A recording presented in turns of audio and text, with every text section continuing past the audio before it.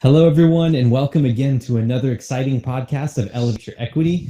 I am your host, Derek Clifford, and I'm here with my co-host, Sophie Lauren Clifford. Yes, absolutely. And today we are talking about something very, very exciting. We want to make sure that when we start investing in real estate, that we have the right mindset. I know a lot of people just want to breeze right past this subject and not even really talk about it, but there's something to it. So I want to try to explore into the weeds a little bit about why it is this is so important and why it's a must for being absolutely sustainable in any kind of venture that you're getting in, but especially in real estate itself. So I want to try to back up a little bit before we start diving into technical topics and make sure that we cover what is real estate about and why is it so important to have that stick-to-itness. So anything you wanted to say about this? I think this is a really important topic because mindset is definitely the foundation for not only real estate, but really everything in life, would you say? Yes, absolutely. And so, with us, we've been students of mindset development, personal development, overall self-improvement for as long as I can remember. We've met 10 years ago, and I know that when we met, I was going to the library, I was reading Jack Canfield and Jim Rohn. I think that was one of the commonalities that we had was we knew that we were both on this path of continuous development, that there was always something new to learn. There was always something new to teach each other. And that's been one of the main things that's kept our relationship so positive and so grounded. Very good point. All of those things, even though it seems that they may be off in different islands and aren't really related to real estate investing at all, just think about it. Think from a high level view. If you're trying to invest in real estate and also keep a marriage intact, those are fighting two fronts at the same time. And we all know that that's spreading your energy in different areas that just doesn't make for effective and efficient action. So we really want to dive a little bit more into the weeds here about how important self-improvement is. And to underscore that point that Sophie was talking about before, she's been doing this for 10 years, but I'll be honest, I'm kind of a newbie when it comes to self-development, and she's the one that kind of brought me on board to this. So maybe what we could do, why don't we back up a little bit more? Let's back up. Where did your drive for self-development come from? Why self-development? Why are you so interested in it? And maybe you can explore that and talk about how you're able to help influence someone that is so in the weeds and so used to their routines and sometimes just flies on past things, like me, who just doesn't understand or doesn't even see the significance until it's already there. Well, I honestly don't know where it all started. I think from a young age, there was a drive towards self-reflection. There was a drive towards understanding, what am I here on earth to do? What is my place? What is my purpose? And that drove me into realizing that our potential is limitless. Well, when I was in college, I instead of sometimes going to my classes, I would go to the library and I would just spend hours in the philosophy section. And it just made me realize that there were all these different schools of thought that helped you understand yourself more as a person. I just didn't want to go through my life. I didn't want to look back from my deathbed and look at it as if it were this mechanical, this very linear, moving with emotions type of life. I wanted it to be substantial. I wanted it to have meaning and purpose. And so that was from the beginning what I remember to be the driving force into it all. So everything that I do really always has that self-reflection behind it, in terms of, why are we getting this particular property? Why are we investing? Is it for financial freedom? Is it for helping provide shelter for other people? So those are always the main mechanisms that work when I'm thinking about making decisions in life. I took that, and it was really important for me to apply it to every aspect of my life. And how did you? Because I remember when we first met, you definitely had a lot of self-reflection there.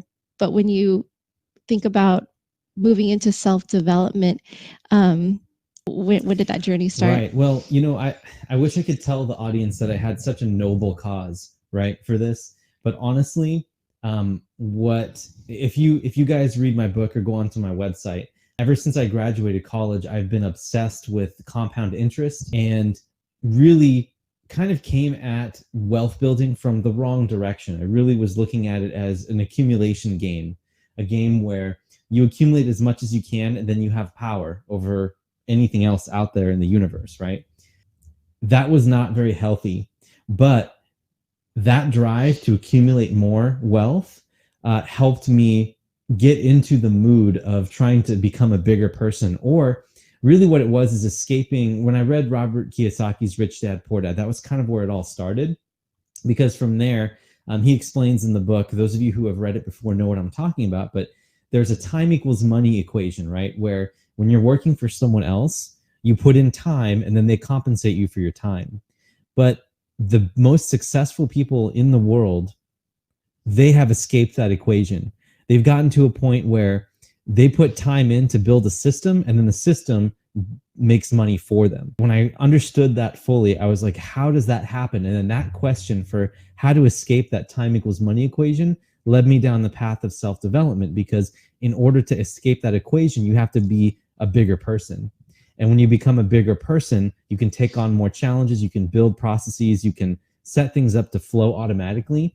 But if you're going to be trying to think that you can get that way when you have the same mindset where you're just, okay, I'm going to put in my 9 to 5, I'm going to work from 8 a.m. to 4 p.m. or 9 a.m. to 5 p.m. and just keep continuing to trade time for money, that's not going to get you anywhere. It's not going to problem solve. It's not going to help you figure out how to address the problems that you have outside of your job, because what happens if your job falls apart? So looking at it from that standpoint and really being driven mostly by the financial aspect of trying to achieve more, that kind of like sucks you into the world. And then it's hard for me to explain, but then you start understanding that there's more to it than just the money, right? Once you start walking down this path, like what does that money buy you? What does that all get you? And so that's really kind of what I found on my journey in self-development. So to answer your question, it was all driven by finances. And then I slowly worked my way into the other aspects of my life, which I wouldn't trade for anything in the world. Mm-hmm. That's awesome. And you mentioned a phrase, I wanted to be a bigger person. Now, what did that look like for you, and how has that evolved to this present day? Yeah, being a bigger person means that I'm able to tackle more problems easier and there's less fear. At least that's what it means to me right now in this moment. If you ask me that question again in about a year, I'm sure my answer is going to be completely different. But for me, being able to solve problems and help other people, that's what being a bigger person is all about. And helping them from a whole bunch of different aspects. And being a man, being someone that takes responsibility for what it is that they do and helps pass that torch along. That's really what it means to me to be a bigger person. And I would say that real estate investing requires you to be that person. You have to be the bigger person in a lot of these situations because you're providing housing for someone to live in, right? And you also have to have the tenacity to put it all together and make this all happen. Like you don't just snap your fingers and then all of a sudden you own property, right? There's a process to it. You have to make sure that you're buying at the right price and that it makes sense for the way that your tenants are paying, how much they're paying you, and how the property is being run and the condition of the property, and just being a good steward of someone else's, really their living situation is what it boils down to. So when you become a bigger person, you kind of facilitate all of that. That was really, really wonderful. And if you feel comfortable sharing, I'd love for you to tell the story to our listeners about what you've been through in the past couple years with a particular real estate investment that you stumbled upon with your partners, and the growth that you've had in the past 2 years, as well as what specific mindset principles you've had to utilize and engage in that have taken you to the next level. Yeah, good question. For those of you who do not know what I'm talking about, there's a particular investment in Indianapolis that I joined into with a couple other guys. And, when we first started, it was And it's easy to get in start. Like if you get an opportunity presented to you and you have a base of knowledge, then it makes logical sense to move forward in it. But what I wasn't expecting was all of the difficulties that came behind that from a personal standpoint, from an emotional standpoint, from getting quote unquote married up in a partnership with a bunch of other people that, quite frankly, I haven't done business with in a while. And it was a major, major lift too. Just to give you a little bit of context, it was a complete reposition on a property where there was no rent that was being collected right now. So there was no income coming into the building, or whatever income there was coming into the building, it was cash. And the owner was just driving across town and trying to collect it himself. There was no professional property management, nothing. So when we took this over, we knew we had to replace a lot of things. The roof was caving in, and we had to close on this with very little due diligence because it was a wholesale deal, but we ended up doing it. And the partners that I was working with, we had a bunch of differences of opinions. We all had like our own ideas as to what to do with the building, and we thought we knew each other, or we thought we knew what everyone's lanes were and what their roles were, and it didn't end up working out that way. But to get to the point, there was a lot of difficulties there where at many times I was just willing to throw up my hands because one person in particular in the group had their own opinion about how things should be run.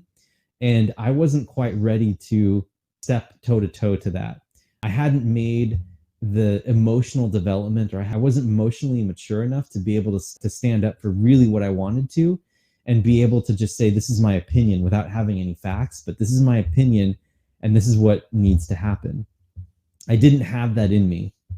And that caused me to suffer quietly a lot while we were forced to work together. Because if this one person decides they want to rehab the property this way, or spend money this way, or we're managing work this way now instead of just having one person do it all, right, and paying that person, right?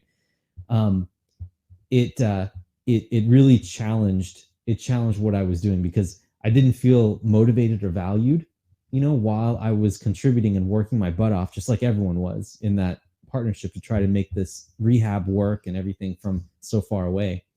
And so it really required me to step back and say, okay, what are we doing this for?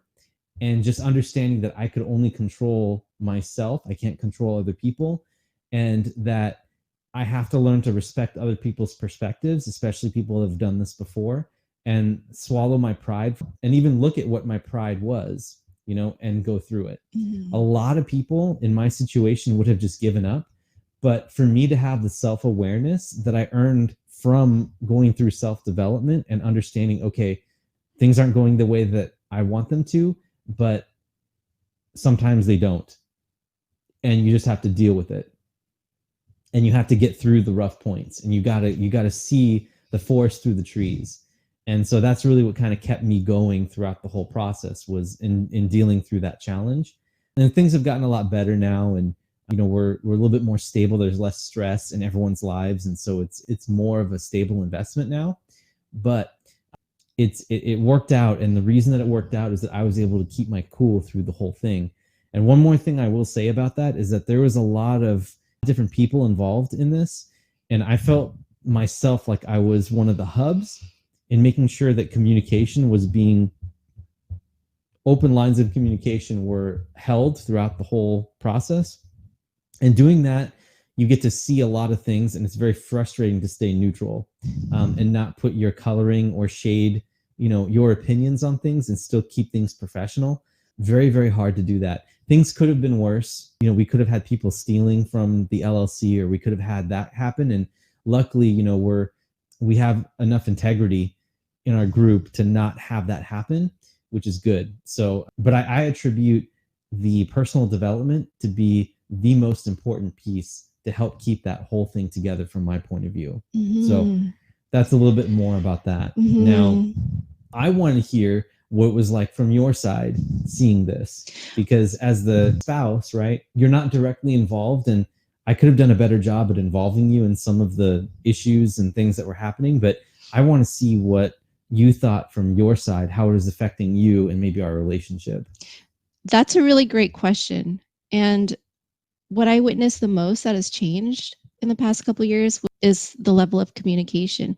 And you also mentioned something really important, which was that when you enter into a partnership in the business realm, it turns into pretty much a marriage. There are these unsaid contracts, right? They're silent contracts to some degree, because when you first went into it, it was a lot about the enthusiasm of acquiring this new property together, a new venture, the unlimited possibilities and the potential that this property brought, which was wonderful. It was so great to see. The other thing that I saw was that can overshadow the nitty gritty, again, the unset expectations. And that possibly led to the maybe misunderstandings or the lack of ability to acknowledge each other's expectations, right? Which accounted for the lack of communication, because really the skills weren't there. And it's really not any different from what we experienced when we first entered into a relationship. So entering those partnerships is no different from entering a marriage. Right? You're just trusting on blind faith that the other people are going to meet you in the middle, and whatever obstacles that you come across, you're going to be able to work through. Now, with us, of course, it is a widely received contract marriage, but when you create the LLC, you created it with 3 other guys, and granted, they're all wonderful guys, hardworking, high integrity, great ethics. But the main thing that I saw was the communication style. I think that watching the growth in your ability to be able to be direct and to be able to confront the problem and find solutions versus just dwelling on what the problem was and placing blame on the other party. What I noticed was that it definitely created a lot of strain and stress on you, and watching you be able to work your way through that and to develop the skills of direct communication without blame and without being the victim.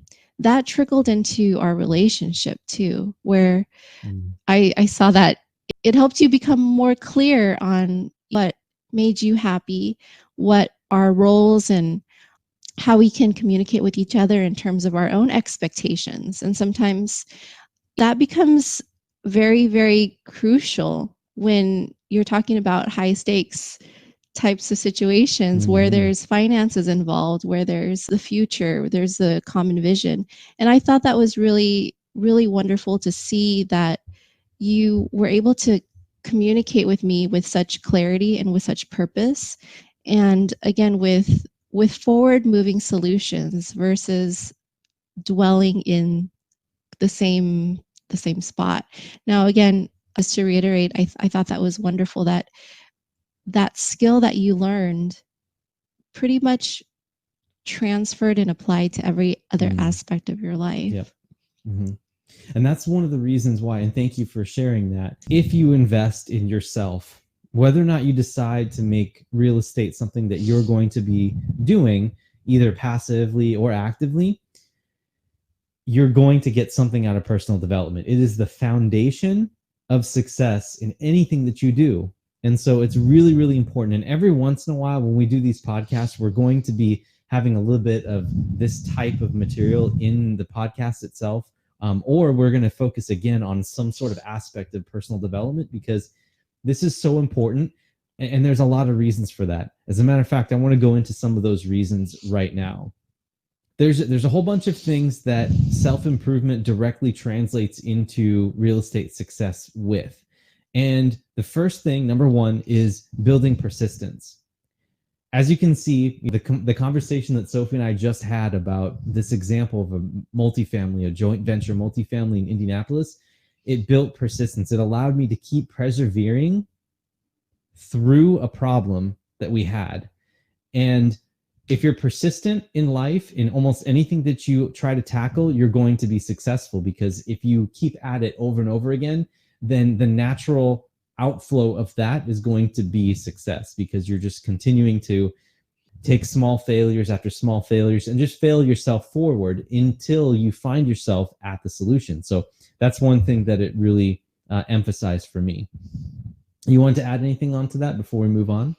No, absolutely. And I think that is key, because persistence makes you realize that you're building upon what you just did the day before or the moment before.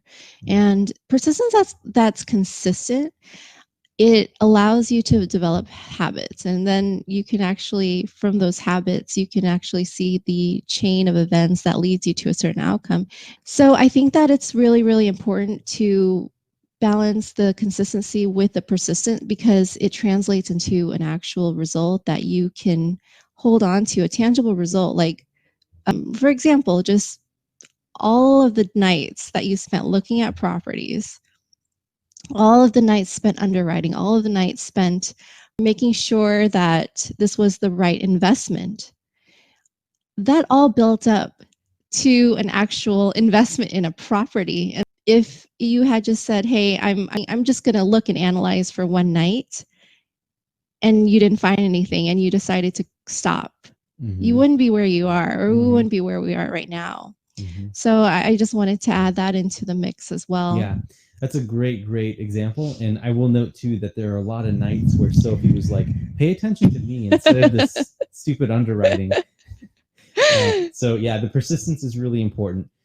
Number 2 is consistency. That's another thing that self-development promotes. And even though it may sound a lot like persistence, it's a little bit different. Consistency means that you're actually taking action in a very structured way, very periodically, and a very consistent basis at a consistent time or point of the day, right? And developing that as a skill. So you can be persistent and you can be, have real estate on your mind 24/7. That's something that you could learn. But the other thing that falls out of self-development is being consistent. And in my book and, on the material online that I've posted on my blogs, I stress the importance of having a consistent period of time to devote every day, at least during the middle of the week or on the weekends, to real estate investing at some point. You have to build it into your habits and into your routines. And that's a whole nother branch of personal development, which is habit building. We have a ton of great resources for you guys. We're going to get into a little bit later on about how to develop good habits and better habits, and how to stack habits on top of habits, which is really, really interesting. But developing the consistency to be able to set yourself up in a direction so that you have a vision that you want to get, and you're breaking it up into little goals, and you're consistently chunking away at it every time. You're being patient and persistent. That's number 2. Did you want to add anything onto that too? With consistency, I think it's really important to emphasize blocking out time. That's something that we'll get into a little bit more, just the myths of not being able to have enough time to develop all these good habits to get you to the next goal. And so we should emphasize that as well, as like, because I've seen you, when you block it, when he schedules it into his Google Calendar, it gets done. He's written it down. He knows that, okay, when 4 to 5 p.m. rolls around, this is the time where he can shift his mindset, shift his focus onto real estate, and it becomes second nature after so long. Yep, and that's the foundation to success. And thank you for that. I appreciate that. All right, and then the third thing that it allows is problem solving. Now, when you're going through and you're actually encountering a problem in real estate, right? If you don't have self-development to be able to stick through it and have the resources to try to even find a solution, that is a detriment to you, because there will be problems that come up in anything in life. And real estate is just one of those things that happens to be a business that you have to problem solve in. So if you have the persistence and you have the consistency, over time, you're going to have to problem solve as well. And when you're going to the real estate business and you're starting to learn how to invest in properties, either passively or actively, problems are going to come up both outside of the real estate business that's going to affect your real estate business, like your marriage, or a personal problem or health issue or anything like that. So being able to problem solve and frame things in the perspective that they need to be framed is really, really important. So it's another reason why we believe that personal development is a foundation for any type of success, but especially in real estate investing. Okay. All right.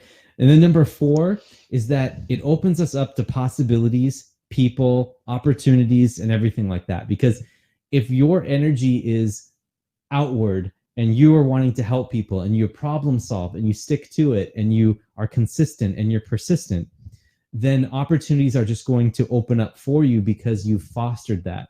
People understand that from you. They recognize you as someone who will get things done, and they're going to put stuff in front of you. You're going to be seeing things that other people don't. But that only comes with self-development and sticking with it and all the things that we talked about before. So I think that's a really, really important point. And then finally, the fifth and last important thing that self-development brings to the table for investors is establishing an inner code of values. It helps elevate what your system and your code of values are, so that when you go to make decisions and problem solve and try to help people and set time for yourself, you're looking at it from a much higher, more educated, more mindful perspective. And I think that that is super, super important.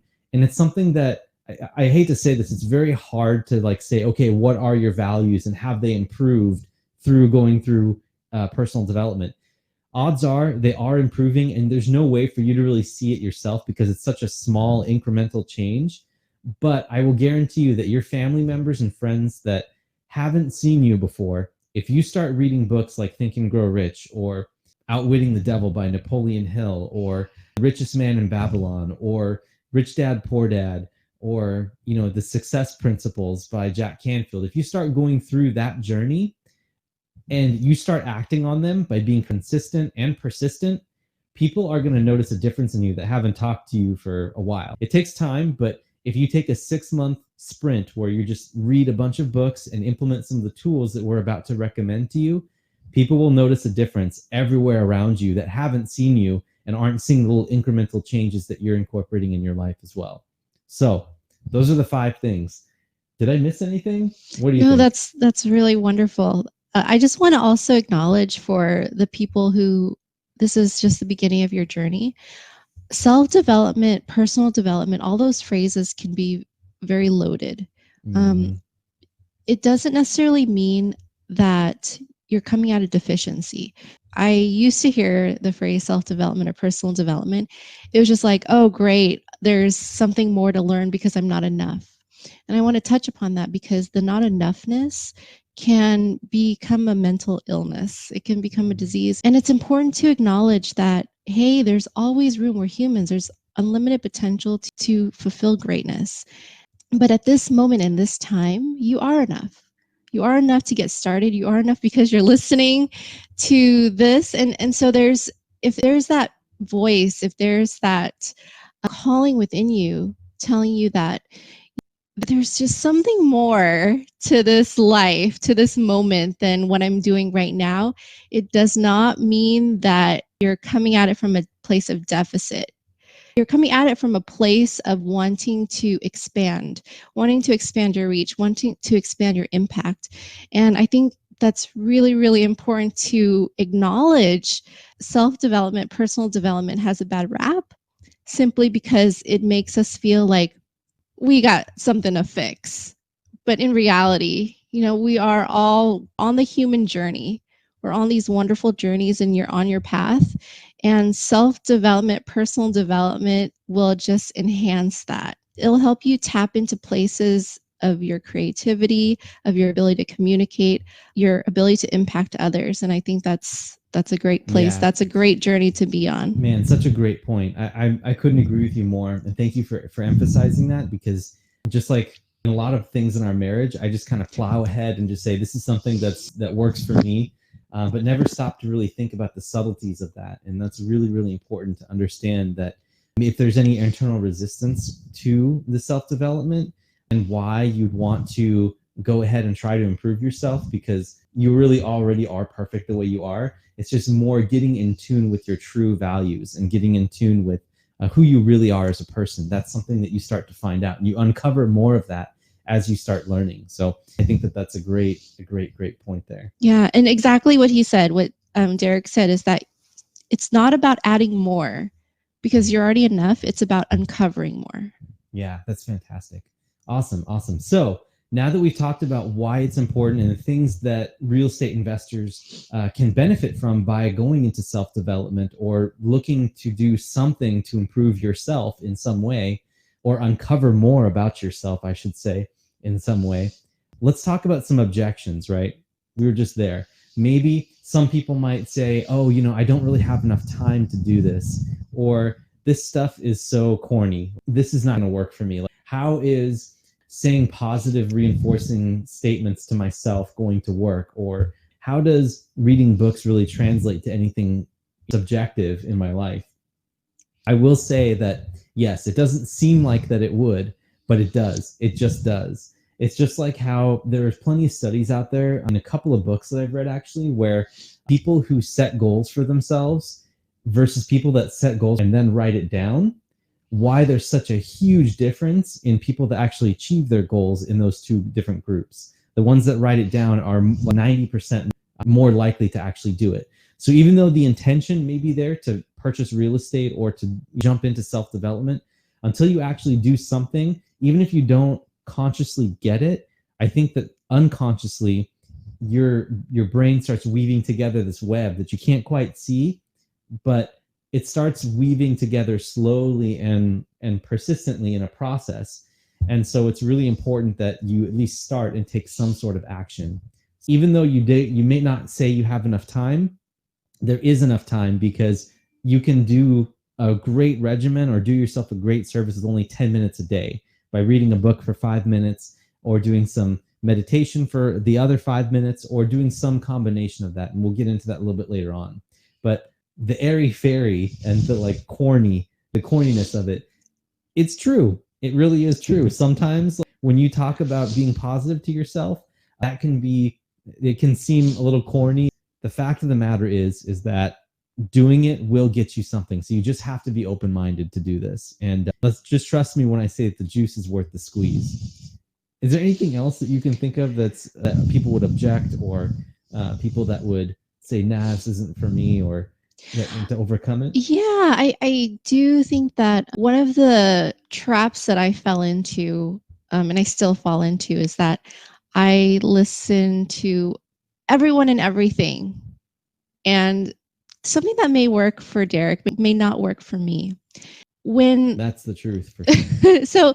So when I read different things from different people, there may be contradictory advice, but they're really talking about from their perspective. Just like when we're talking about our experience on this podcast, these are our experiences, but it's more of the reflection piece of what are the nuggets of wisdom that we've learned for ourselves that shed some light on a situation that you're going through yourself.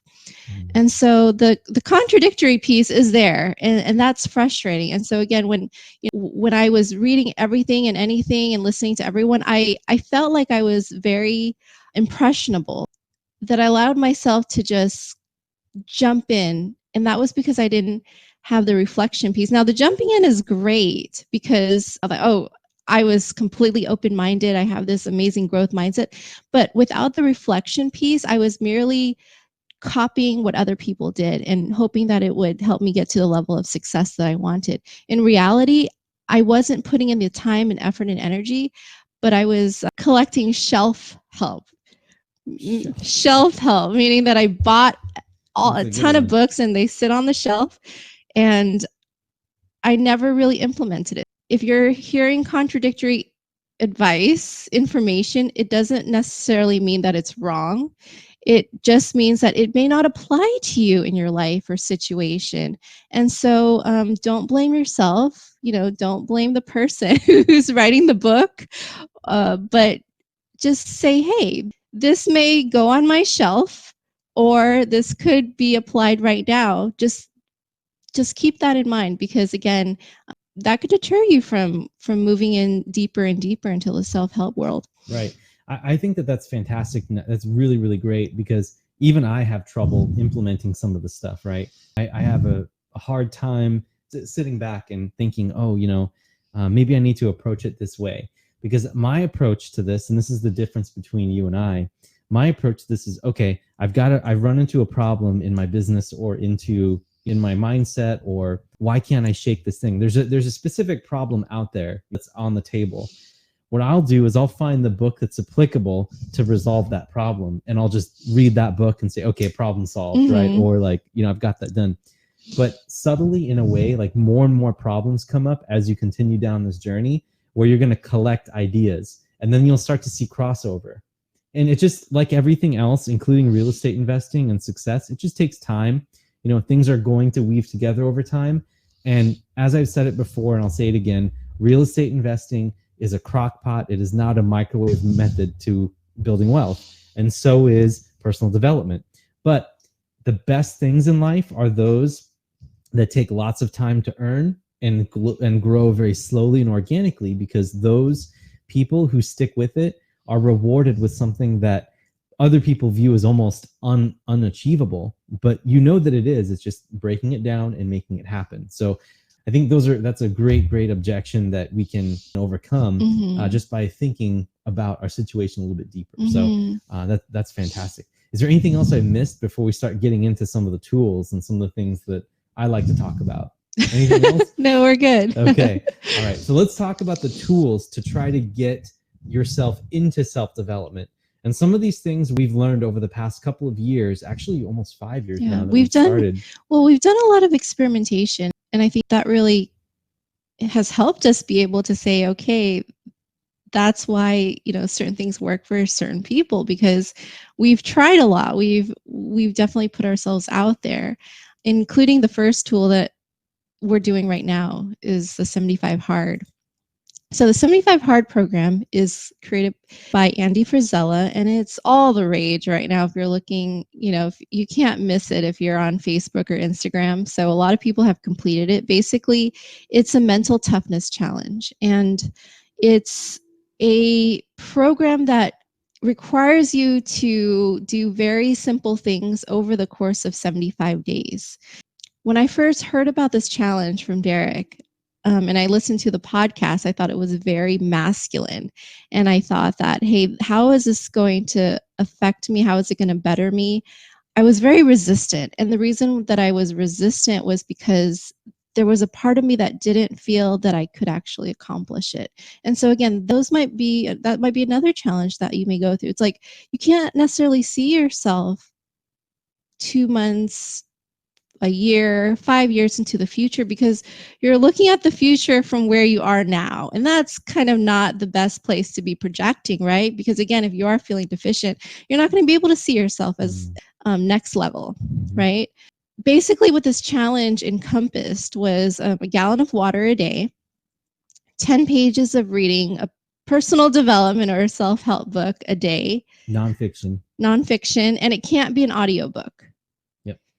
You have to work out twice a day for 45 minutes a day, and at least one of the workouts has to be outside. Now, we'll link information about this 75 Hard journey in our show notes, and you can listen to Andy Frisella's podcast and learn all about it if you decide you want to do it too. So again, let me just recap. So the number 1 was a gallon of water a day. Number 2, working out 45 minutes twice a day. One of them has to be outside. Number 3, reading 10 pages of a nonfiction self-help book a day, cannot be audiobook. Number 4, you have to pick a diet, any diet, whether it be plant-based, whether it be keto, paleo, whether it be an all-candy diet. You could do whatever you want, but you have to stick with it for 75 days. We chose a 80% plant-based, no dairy, no gluten, no sugar, no red meat. And that worked out really, really well for us. The last thing that you have to do every day is to take a progress picture. So for guys, you do it in your boxers. For girls, you do it in your bra and your underwear. The purpose of doing that picture, the impact it had on me was I had to look in myself, and I had to take into account that I wasn't going to be changing as quickly as I wanted to. And I had to face that resistance and face that reality. But when day 75 came around, you do notice a difference. But like Derek was saying earlier, it's the persistence, it's the daily consistency that will lead you to it. Definitely was not overnight. Again, let me talk about some of the resistance that I had going into the program. I had resistance against the personality of Andy Frisella, because it was too masculine for me. It didn't match me. So immediately I felt, I don't want to do this because I don't resonate with him, because he's not female, he's not lovey-dovey, he's not. Actually, the opposite of that. He's very much like that. And Andy, if you're out there, we respect you for everything that you do. Absolutely. So keep it up, man. And I want to emphasize that it was because it was my own resistance. Whenever there's internal resistance and we place blame on something external from us, that just gives us kind of a signal, an opportunity to say, hey, it's time to look inward. And it's time to do some self-reflection, because we're trying to blame something that's being stirred up inside of us, right? Another thing that I was completely opposed to was just working out outside, let alone doing another 45-minute workout a day, but I had to do it outside. And when we started this program, it was 100 degrees. There were wildfires. We live in the Bay Area, and it was just challenging to think that, oh my goodness, we're going to be walking outside at 8:00 at night and it's still going to be 100 degrees at night. And that really created some barriers, because it made me realize that, like, wait, one, I'm not going to be comfortable. Two, the minute I'm not comfortable, I'm not doing it. That was my comfort level. And again, this is why it lends itself to being a mental challenge versus just being a exercise challenge, an eating challenge. It's more about, what are the things that we derive comfort from that we're not willing to allow ourselves to challenge because it makes us feel too vulnerable? And so I wanted to modify it to the degree where it wasn't even the 75 hard anymore. It was the, I Sophie remember challenge. Yeah. It was like, it was a Sophie challenge, which then defeats the whole purpose, of course. But whenever you learn self-development, you take another person's perspective, you try it on, and you see if it actually fits what you like, and then you can modify it as you will, because that's what it is. It's, you modify it to make it unique to you because it works for you going forward. I think that's great. And thank you very much for filling in the audience about the 75 hard. So just one more thing to recap about that, in case, because there's a lot of information there that Sophie just dropped on you, which is awesome. A lot of good stuff. It's 1 gallon of water a day. It's 45 minutes of working out 2 times a day. One of them has to be outside. The food and nutrition, you get to set whatever diet that you want. Then you've got to read 10 pages of a nonfiction book that moves the needle for you in some way or another. You've got to take a progress picture of yourself. And then the final rule is no alcohol. You're not allowed to drink. So I don't think that was one thing that we discussed. And then the other unspoken and important rule is, if you miss any one of those components in any day, so let's say that your diet is no chocolate and no dairy and no sugar at all, right? Or anything like that. And you actually have an M&M on accident or something like that. In the true spirit of the 75 hard, if you're already at day 40 or 50 and you just slip up that one time, you got to start all the way back over on day 1 and do it all over again. So this challenge really brings out the gotta do it attitude. It really brings out the masculine, do it or else. Because if you don't, then you start all the way over and you're going to be in that same situation more than likely at the end. And then it was really, really good to hold each other accountable in the middle of that. That's why it was really good to do that together as a couple, because if one person was only halfway into their gallon of water and it was dinner time already, then that means that person's going to be spending a lot of time on the toilet. So in the afternoon and the evening. So that's what 75 hard was. And the reason that we're spending this much time in it, because it is one of those tools that absolutely changed my life. He said it would, but I never really understood why. But it got us so focused and our diet was so clean. We had so much energy. My business exploded. And as a matter of fact, most of you guys who heard about Elevate Equity and the real estate investing that we do, it was all driven because of 75 hard. That's how I built all my programs and my website. Everything was done during that duration. Just lots and lots of efficiency. And it seems counterintuitive, but it 100% works.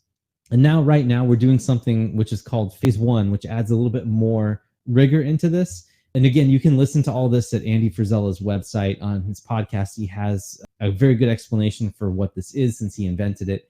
But basically, after 75 hard is done, you take 30 days off to see what sticks. And then you start phase 1, which is doing all the things from 75 hard, the original program, and adding in 5-minute cold showers, and then adding in 10 minutes of visualization per day. And then there's phase 2 and 3 also that we can get into, but that's all posted on Andy Frisella's website. And we'd really like you guys to at least start on 75 hard first and let us know how you feel. And then I'm pretty sure that by the time you get moving, you'll move on to phase 1 and 2 and 3 yourself. And then the last thing I'm going to say about that is that Andy Frisella's got an app where you can go in and there's a calendar there, and you can check off things as you go, and you can put your pictures inside the app directly, and it's a really cool, slick way to do that. And you can share your progress with friends and other stuff. So I really recommend all of that. So that's pretty much what I wanted to say about 75 hard. Did you want to? I know that it really moved the needle for your business. Yeah. Did it shift any other areas of your life? Yeah, and definitely in our relationship, it moved that, because during the outside exercise thing, we got to do that together. We got to cook together. We got to see changes together in our bodies as we worked out, and as we worked out together for both of the exercises, I believe. And we just felt more in sync, because there was so much to do, right, for this, that we had to line up and stack up our schedules in a way that we could do a lot of this stuff together. Otherwise, like, we would never see each other. And so it forced us to communicate a little bit more and forced us to kind of line up in the same type of lifestyle at the time. Does that answer the question, or what do you think? Do you have anything on that? No, yeah, I was just curious, because I have seen massive changes in both of us.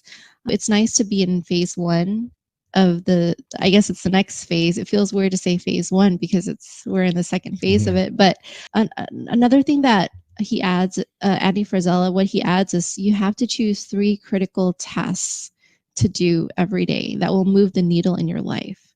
And so we've been incorporating meditation, some journaling, and I've been just trying to spend more time on my business and my practice. What really makes this program effective is that it made me realize that I really like to gamify things. I really like structure. I really like a schedule. I really like accountability. It helps me to know what I need to do every day.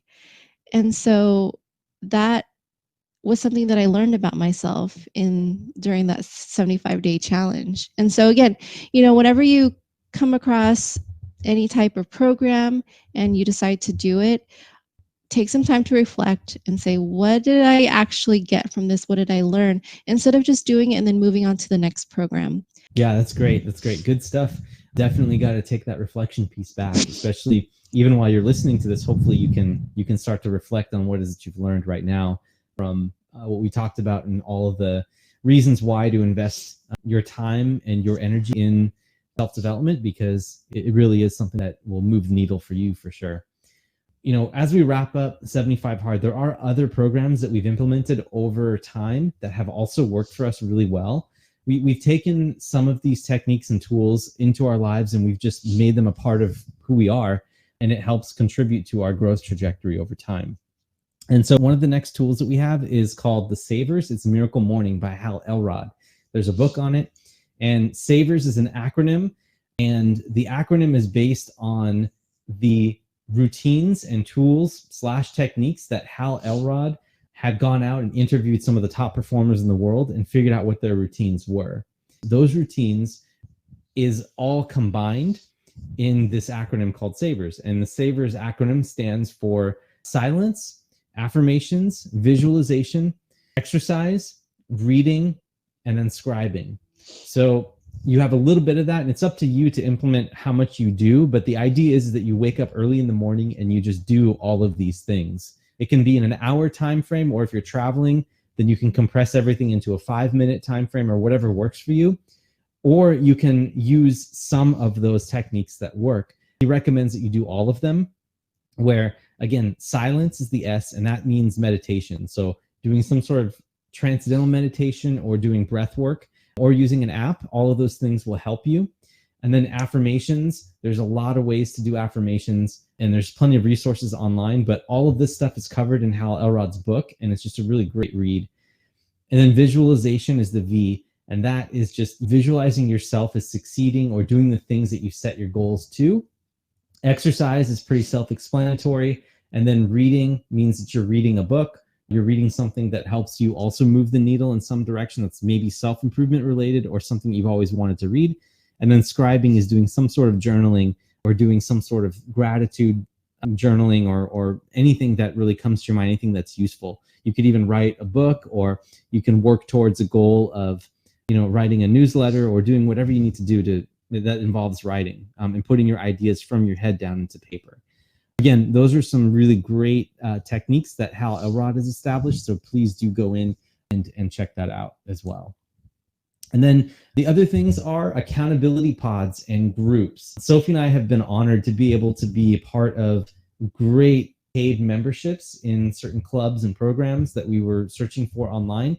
And once you get into those programs, sometimes they have a syllabus and they have some coursework, but really the great thing is to align yourself with similar people that are maybe at your level or slightly ahead of you that are we're trying to move up together.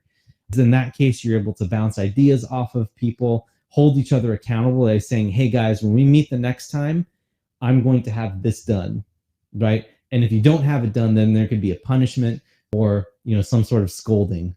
I don't know. Those are some really good tools that you can help implement fairly easily, especially if you get a copy of The Miracle Morning by Hal Elrod. And if you just do a little bit of searching online, you can find some accountability groups or people that you already know that kind of want to do this type of thing with you. It's easy just to start up the conversation and say, hey, let's form an accountability pod. And then there's plenty of resources online for how to do that successfully.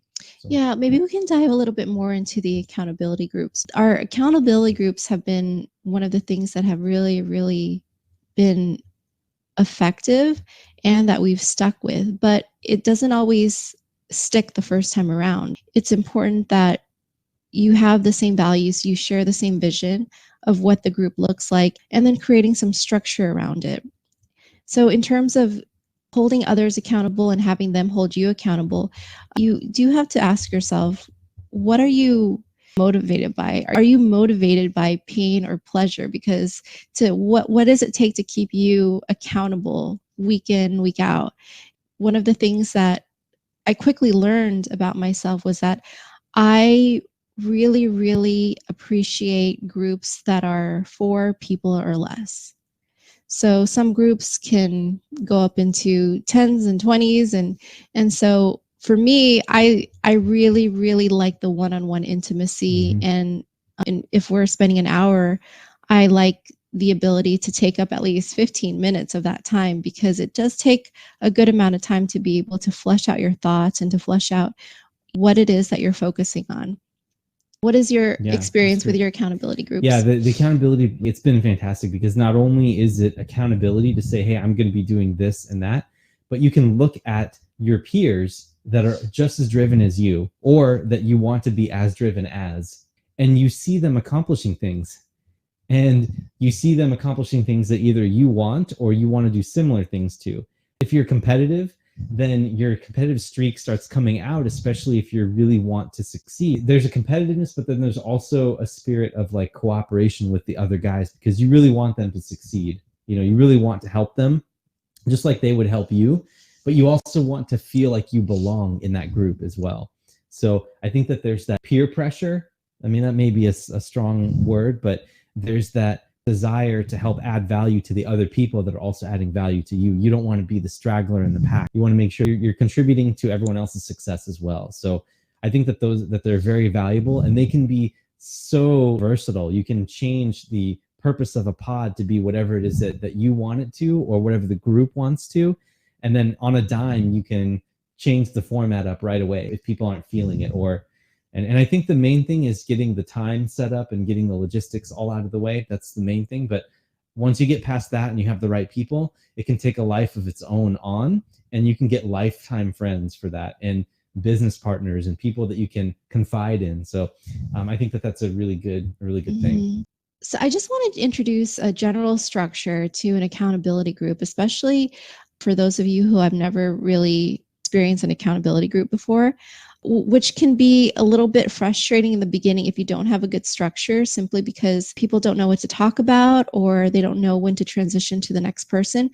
It took me some time, but the structure that works really, really well for my groups is that depending on the amount of people, you allot a person certain amount of time. And then we start off with like, what was a celebration? What was a high for that particular week that you want to share and you want to celebrate? And then you go into what was a low or what was a challenge that you actually want to work on or you need feedback on.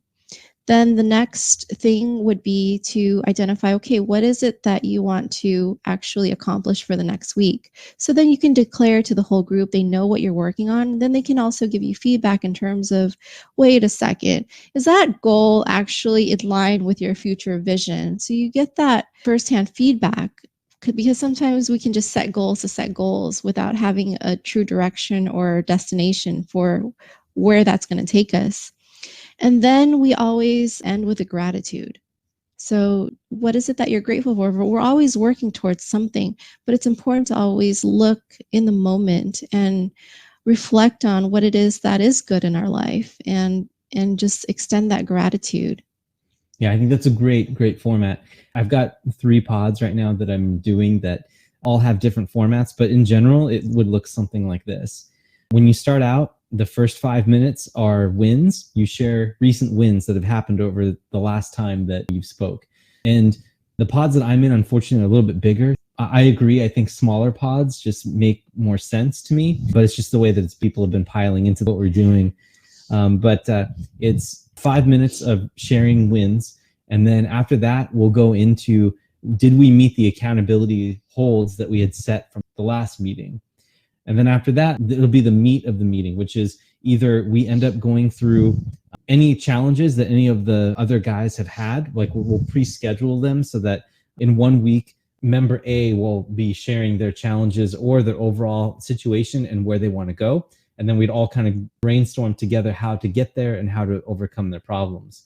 And so that's one format that we would do, or we'd use what's called a one sheet, which is basically a sheet that goes over all of the things, all of the goals that a person wants to accomplish and what their financial situation looks like.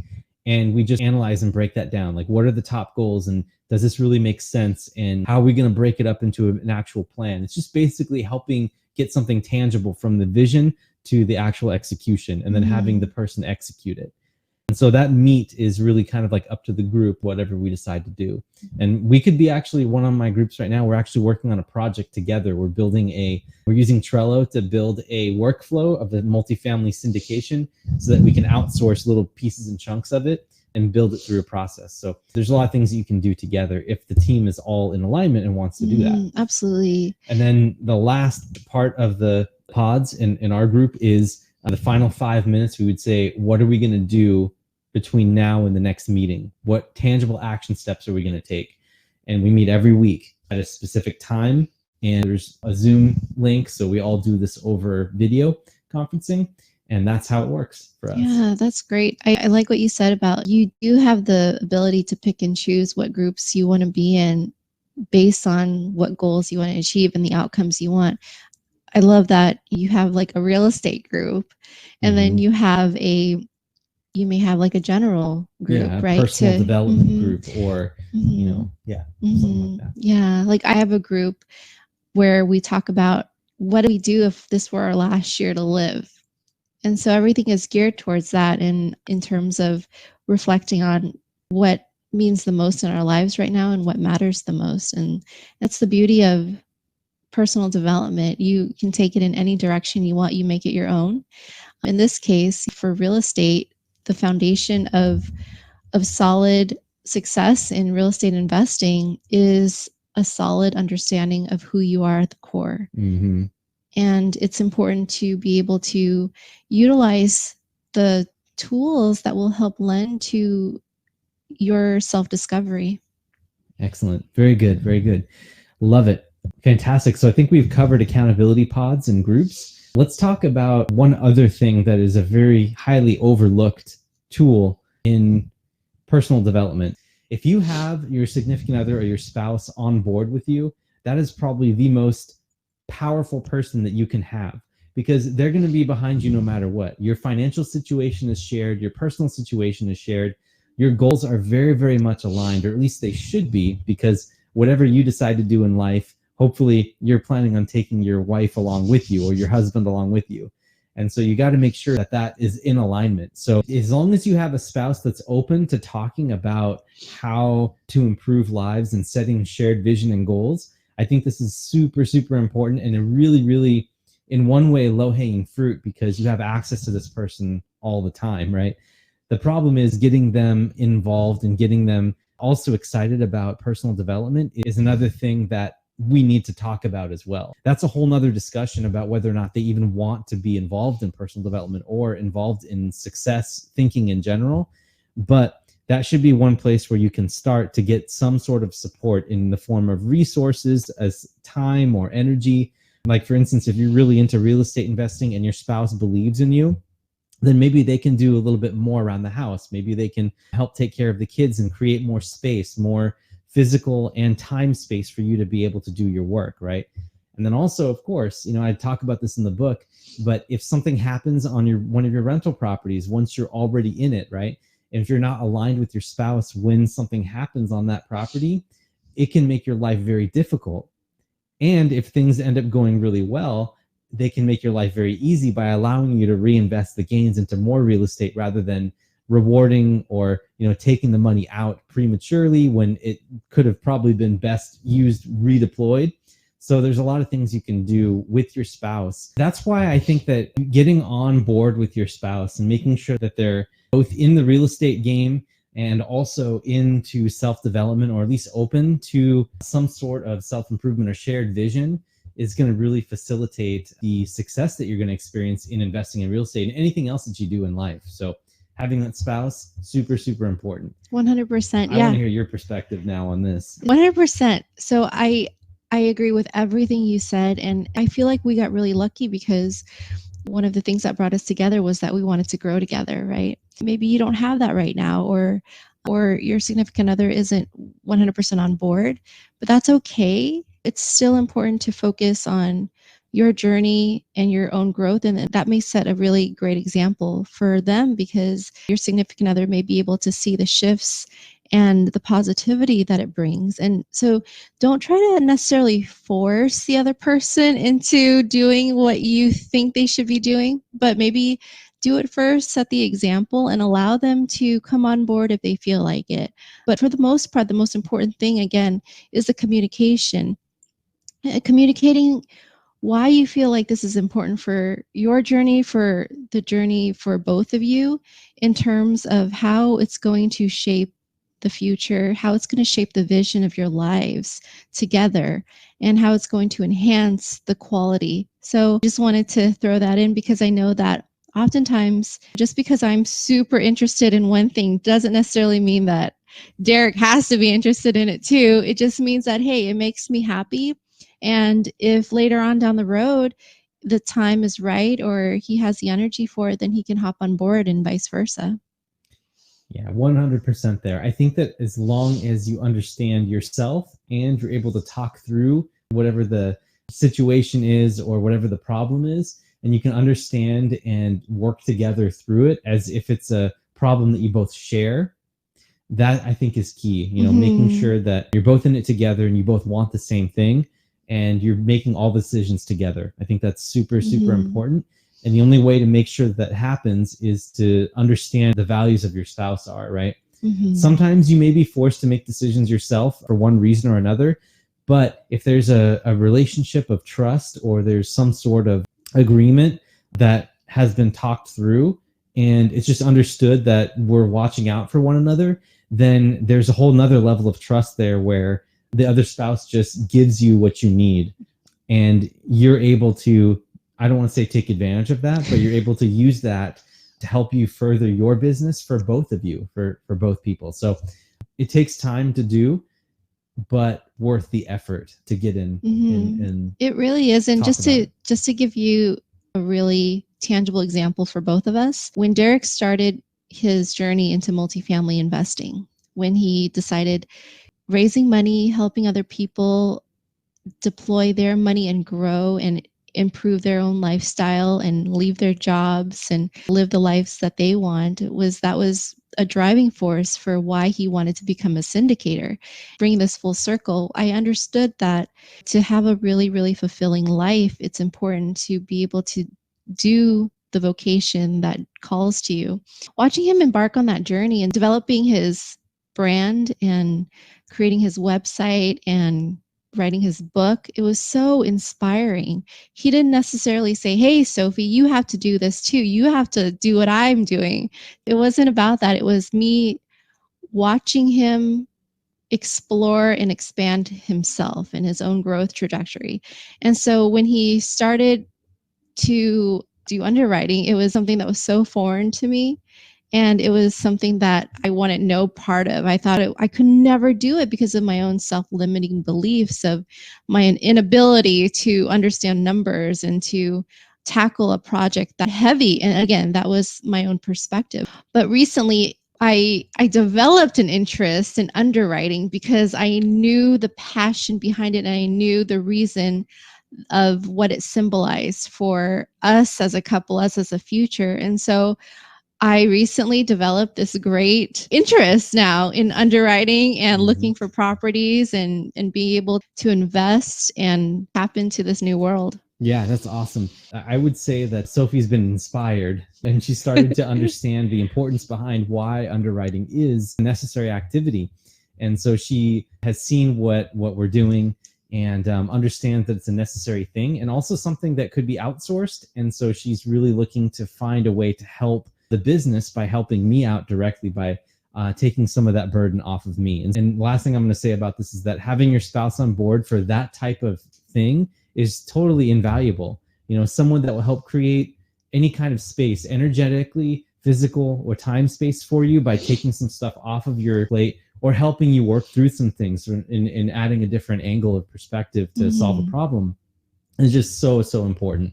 So you want to make sure that you're able to talk with your spouse about anything. It's super valuable, and I never want to take my wife for granted because her perspective is very important to me. There's a lot of reasons why if she says no, then I have to sit back and think about that. There's a reason why she says no, and most likely it's the right answer to take. Well, thank you. All right, great. So I think we've talked through a lot of the tools that we can use at length here. I do want to mention really briefly, though, too, and maybe you can touch on this since it's your realm, but having a good meditation practice in place and also taking care of your body by eating the right foods will help open up the energy and open up the clarity of mind that will enable you to more easily intake some of this personal development and incorporate those values into your mindset. And so I just really think that that's worth saying. And I think that actually we should do a whole nother podcast dedicated just to that, about how important that is. Maybe we'll expand on that in another time. So let's get into this. I think we only have a couple more things left in this particular podcast that we want to touch on. But I do want to say what self-improvement has done for us in the real estate business and in medical practice that Sophie is running also. And what I would say for me is that it is essentially the backdrop of entrepreneurship. If you don't have a positive attitude and the ability to persist and stick through problems and have problem-solving attitude and keep your attitude in general high and just dig deep when it doesn't seem like there's any hope and you're not getting any responses from anyone, but you're spending all this energy and time trying to get your message out there and nothing's working, that's when it's really important to have this mindset to understand that there's a bigger perspective. And no matter what your code of values are, as long as you're helping one person out there, then it's all worth it. So that has really helped me with real estate, to help me stick to it and just really understand the long game. And for me, why it's so important. Now, I know that's that's pretty self-explanatory, but I want to hear Sophie's side of what it's done for her on the medical practice, which is a more active business that requires face-to-face and is very personal. So let's hear more about that. Sure. So when I went to private practice about 4 or 5 years ago, I went into it sort of lamenting the fact that I went into a profession that requires me to sell myself, and it requires me to self-promote, which I definitely did not want to do. It was something that I wanted to just give up completely. But the reality of this journey for me and how personal development has really, really shifted the trajectory of my practice is, again, like Derek was saying, the persistence and the consistency. There's many, many times where he had to talk me off the ledge because I wanted to just give up. I was like, can I go be this? Can I be this? Can I put on a different hat so that I didn't have to feel discomfort in having to promote myself and having to show up, and or not necessarily show up, but having people see me, because what if I'm not enough? What if what I bring to the table is not what they paid for, right? And so all of those thoughts will go through your head, that chronic just reiteration of, am I good enough, over and over. I really do believe that we all go through that on this journey, and the personal development, the self-development. And I say that wholeheartedly because you are looking internally, you are looking into yourself for the answers, because the answers cannot be found outside of yourself. That really helped me realize that this business, this practice, this whole journey was really a symbolic expression of what I felt internally. And what we said earlier about, what it is just really about uncovering what's already there. Some of the stuff is just kind of BS. Some of the stuff is real. You work through it. But the the truth is that you have to look at it. You do. And every time I came across an obstacle, or I came across what I felt like was a dead end in my practice, it made me ask a whole new set of questions. And it made me uncover a whole new set of solutions. But it did help me almost make a quantum leap to the next level. And so, one, it's really increased my confidence in that no matter what I come across, I'll be able to find a solution to.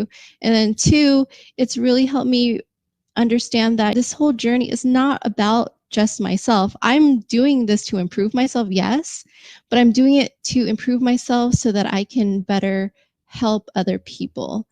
So I can better help understand and be compassionate to the mental constraints or the limiting beliefs or all of the internal chatter that can hold us back. And so that's what I've learned from this whole journey. Yeah, that's great. And all of that is almost 100% applicable to real estate investing as well. So thank you so much for sharing that, because whenever we start in real estate investing, it looks like such a daunting task, right? There's so many things to do and there's so many ways to do it. And you're getting advice from a whole bunch of different people who may or may not know what they're talking about. It's very, very confusing to start out, and then to know that you're on the right path, to have that confidence is very, very valuable. As a real estate investor, you just have to get going. Like, there's an 80-20 rule principle that you just have to follow, where 20% of your action is going to get you 80% of the results that you want. And you just got to believe in that. You just have to keep going and kind of fake it until you make it, really, is how it works. Having a backdrop of personal development behind you allows you to really move forward with courage, not knowing what the future is going to hold, but knowing that it's going to work out somehow, because the self-development and the things that you've learned allows you to have confidence that you're going to course correct, rather than saying, oh, I got to wait for all the lights to line up green before I end up punching the accelerator on the car, right? It never happens that way. You're going to encounter red lights eventually. The key is just to start. And so that's what I want to leave you with on for self-development there. I love that. Now, before we go, I do want to make sure that we explore some of the books and resources that we recommend to go forward, and a reason why. So I'll go ahead and start. And there's just a few of them. I think we have like maybe half a dozen of these books that we want to recommend to you, and a quick description as to why they're important. The first one is Miracle Morning by Hal Elrod. We touched on this a little bit before about the savers and how important that is. These routines for success that many successful people have incorporated over the years that are classic and timeless. The next one is called The One Thing by Gary Keller. This book is fantastic. This book helps you understand what it is your one thing is, What is it? Is it financial freedom? Is it buying a rental property? Is it improving a relationship with your spouse or with one of your children? Whatever that is, you have to devote a block of time to it, and everything else does not touch that time. And there's also timeless things about the domino theory, about how if you line up dominoes in a row, one domino can knock over the next domino that is 1.5 times its size. So if you line up enough dominoes, you can start off with a normal size domino, and eventually, if you have the right path set up, you can have a domino that will knock down a skyscraper or something that would go all the way to the moon, as long as you set up the consistent effort of that domino in the right path. So that's really, really important. So I really recommend that book. And they talk a lot about balance and work versus life balance. Lots of great things in that book that I highly recommend. The next book is The Success Principles by Jack Canfield. That book is fantastic. It's got a whole bunch of practical tips that you can take away for how to incorporate success attitude. So it's more of like a high level visionary type of book, but not so much practical advice that I saw, but it's one of those books that you just read over and over again, and you're going to keep taking away things from it. So it's really, really good. I recommend that one. And then 75 Hard program we talked about by Andy Frisella. That's actually not a book. It's more of a podcast. So go out there and Google it and find him. And then we'll also put some information in the notes. Then we have Start With Why by Simon Sinek. This book is fantastic. I don't want to say too much more about it because Start With Why is already enough about the book that you need to know. It's really, really, really good. Helps you understand where to be focused and what you should be starting with whenever you want to tackle any kind of problem. Then there's Rich Dad, Poor Dad by Robert Kiyosaki. That's kind of self-explanatory. I love The Compound Effect by Darren Hardy. That's another book that's a very simple read, but really helps break down how important it is consistent effort, a lot like The One Thing, but it's more into just consistent effort and letting the results of your actions compound over time. So that's really important. And then The Slight Edge by Jeff Olson is also another one of those books that's just like The Compound Effect, but has a lot of practical examples and real life examples that you can visualize in your head easier. So I liked that one. And then 7 Habits of Highly Effective People by Stephen Covey. Fantastic book. Lots of practical things. Really models what effectiveness looks like in terms of how does effectiveness relate. Gives a lot of really interesting diagrams and things to think about when you're looking at becoming more of an effective person. And then, of course, the Napoleon Hill books, Think and Grow Rich and Outwitting the Devil. These are classics. You can look them up. They're fantastic. And then The Richest Man in Babylon by George Clason talks about how wealth was built back in the ancient age. It still is the same today. And so it's really, really interesting to see how these parables that are told in that book relate to current day events. And then the last book that I want to recommend is The Power of Habit by Charles Duhigg. That book, and also Atomic Habits by James Clear.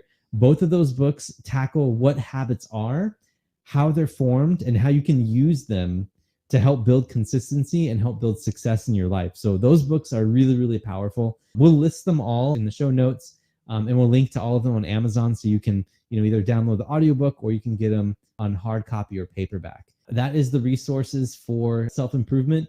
And for now, that's going to cover it for us for self-improvement, unless, of course, Sophie's got the final word and she wants to say anything.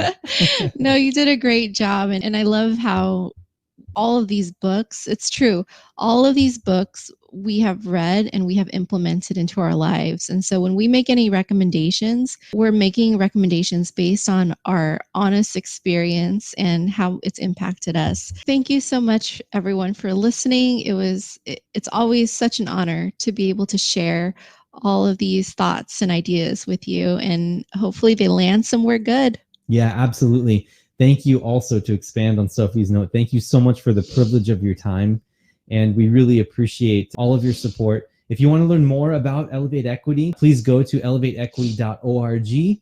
That's our website. We have a whole bunch of information there for you. We've got other podcasts where I've been featured on. We've got other podcasts here. We've got videos. We have blog posts. We've got everything that you could possibly want there about investing in real estate. So please go ahead and do that.